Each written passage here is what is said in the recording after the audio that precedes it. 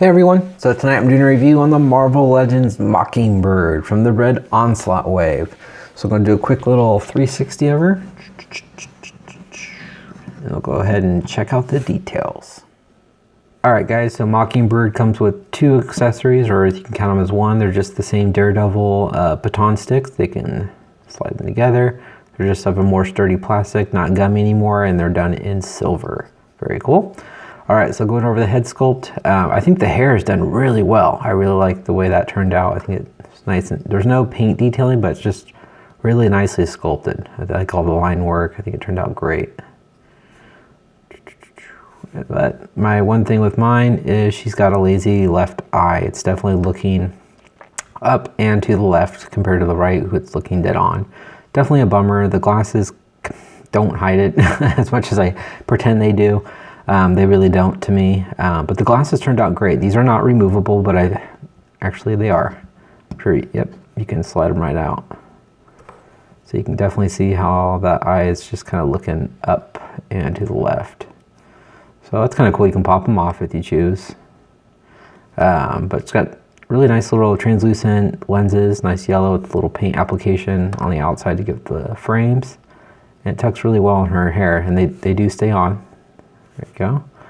And overall, I think it's got a great head sculpt. Nice face. I think she looks really pretty. Nice glossy pink lipstick. The flesh tone looks awesome now. They definitely got that down. On her uniform, looks really cool. It's got just a flat black on her sides here. Nice white paint applications on her front. Little black buttons, a little bit of cleavage, but you can see nice little wrinkles in the suit. On her arms, it's more smooth, but you can see it's more of a darker blue that goes into black on her mid forearm down, and it's got these nice little gunmetal silver gauntlets. Got some wrinkles in the gloves for the bottoms of the gloves. I think that turned out great. And going over here, it continues with that dark blue. And then on the back, it continues with the white that matches the front. Goes down the inner thighs. It is hard to get a thick amount of white paint over that darker plastic. You can see definitely how this was darker plastic, and this is definitely the white plastic above, where it just kind of doesn't quite match. Not too big of a deal, but yeah. But it's got a nice little white belt right there with the same little black button. Goes around the back. Got some pouches above her butt. And then it's got the nice knee pads, which I think look really cool. It's done in black, whereas this is blue still. And it's got, I really like these little fighting like combat boots. Got the shin guards. I think that looks really cool with all the straps. I think that looks awesome. But it's all just done in a black plastic, so doesn't have a crazy amount of detail. Sorry guys, this camera just keeps going out of focus. And yeah, so we're going to go over the articulation. Her head does not look up because this hair is super hard plastic, so it's not really going anywhere. Even turning her left to right is a pain. So it's kind of a bummer.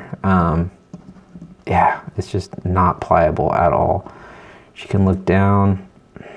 Not really. Not very good head articulation at all, really. For having a hinge, yeah, it's just not looking down. I'm pushing pretty hard too. So that's kind of a bummer. She is mostly going to be looking straight on. Her arms move out about that far. Actually, they can move up about that much.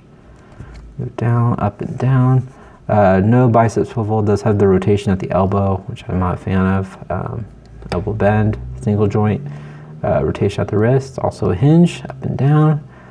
She can move side to side, rotation, and crunch forward that far, but you will get that humongous gaping gap.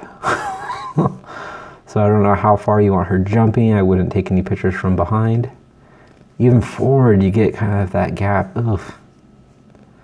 Yeah, that's not cool. I'm not a big fan of that, but luckily I use pretty vanilla poses on my displays. But if you guys are doing, you know, any type of photography with your figures, definitely wouldn't crank her back. You're gonna get a huge gappage in their upper body. She can kick forward about that much. Spreads her legs about that much. Upper thigh swivel, double jointed knees, no boot rotation, ankles move up, they move down very far. It's got a nice ankle rocker and peg holds the bottom of the feet. All right, I'll show you guys how tall Mockingbird is. All right, guys, so Mockingbird stands right at 6 inches. Awesome. And I'll show you her next to just a random other female figure. So here's Black Widow from the Winter Soldier 2-pack variant. So you can kind of get, just kind of seeing her next to the older Hasbro female figures. Definitely Mockingbird. I love these new female body molds. I think they look so much better than the old ones. But overall, I really like Mockingbird. I think she's a very cool figure.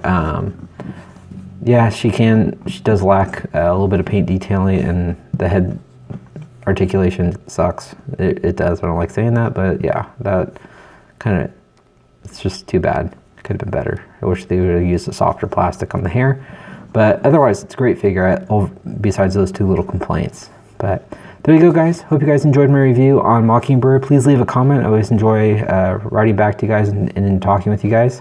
Hit the like button and subscribe if you haven't. All right, thanks, guys. Have a great night. Bye.